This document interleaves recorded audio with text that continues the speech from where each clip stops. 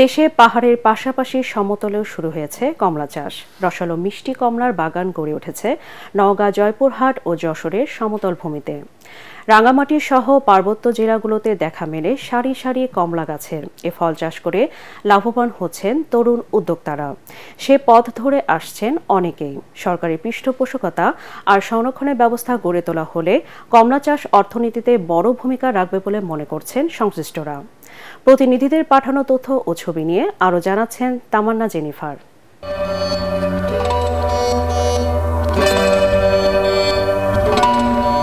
রাঙামাটির পাহাড়ে গড়ে ওঠা বাগানে গাছে গাছে ঝুলছে হলুদ রঙের কমলা।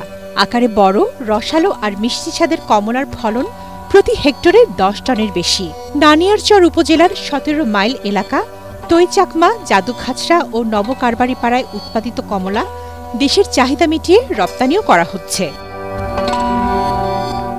সরকারি পৃষ্ঠপোষকতা পেলে এখানে অনেক বেকার যুবক যুবতী রয়েছেন, তাদের সেই বেকারত্ব দূর হবে বলে আমি আশাবাদী। মোটামুটি 4 লাখ টাকার মতো বিক্রি করছি আমি। সরকারিভাবে যদি একটু সহযোগিতা পাই তো ভালো হয় আর কি আমার জন্য। জয়পুরহাটের আক্কেলপুরে ইমরান হোসেনের বাগানে থোকায় থোকায় ঝুলছে কমলা। বাগান দেখতে এসে কমলা কিনে নিয়ে যাচ্ছেন দর্শনার্থীরা। ফ্রেশ কমলা যে কেনা সেটাই শুধু না, এটা দেখেও আসলে চোখের একটা শান্তি। পড়াশোনার পাশাপাশি এরকম উদ্যোক্তা হওয়ার চেষ্টা করতেছি। চলতি মৌসুমে এ বাগান থেকে 100 মণ কমলা 5 থেকে 8 লাখ টাকায় বিক্রির আশা করছেন ইমরান। ইউটিউবে চাষ পদ্ধতি দেখে কমলা চাষে আগ্রহী হন নওগাঁর লক্ষ্মীপুর গ্রামের শফিকুল ইসলাম রানা। চুয়াডাঙ্গাতে চারা সংগ্রহ করি, তারপর এই অল্প সারে কিছু জায়গায় লাগাই। এবার এই বছর আমার প্রচুর পরিমাণে ফলন আসে। চাইনিজ, দার্জিলিং ও ছাতকি জাতের কমলা চাষ হচ্ছে নওগাঁয়। সার, কীটনাশকের তেমন খরচ না থাকায় লাভের আশা করছেন চাষিরা। আমি নিজেও বাণিজ্যিক হারে আমি বাগানটা পরিসরে করার জন্য একটু মনোভাব নিয়েছি এবং আগামীতে করবো ইনশাআল্লাহ। যশোরের শার্শায় রামরাঙ্গন কমলা চাষ করে স্বপ্ন পূরণ হতে চলেছে উপজেলার পানবুড়িয়া গ্রামের স্বপ্নবাজ যুবক ওহিদুজ্জামানের।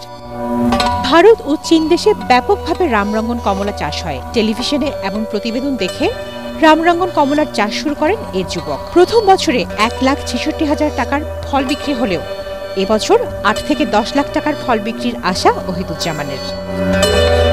তামান্না জেনিফার, ATN বাংলা।